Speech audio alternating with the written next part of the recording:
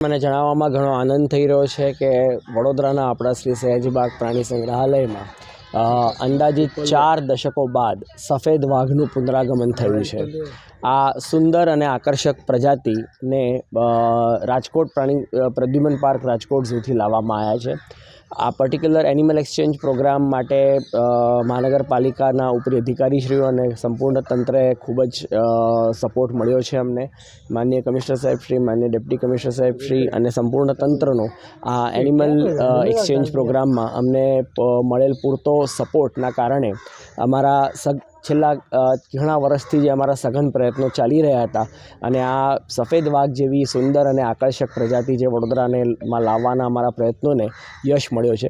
Central zoo ઓથોરિટીથી આપણને મંજૂરી મળી અને રાજકોટ ઝૂને વિદેશી પક્ષીઓ આપી અને એની સામે આપણે એક જોડી સફેદ વાઘ રાજકોટ ઝૂથી આપણે લાવ્યા છીએ. નિયમ મુજબ હાલ આ પ્રાણીઓ ક્વોરન્ટાઇનમાં છે અને ક્વોરન્ટાઇન પીરિયડ પૂર્ણ થયેથી જનતાને ઝૂ જોવા આવતા સહેલાણીઓને આ સુંદર રૂપાળા જાનવર જોવા મળશે. આ ક્વોરન્ટાઇન દિવસોનો કેટલો પીરિયડ હોય છે? સેન્ટ્રલ ઝૂ ઓથોરિટીના નિયમ મુજબ ઓછામાં ઓછા 15થી વધુમાં વધુ 45 દિવસનો ક્વોરન્ટાઇન પીરિયડ હોય છે.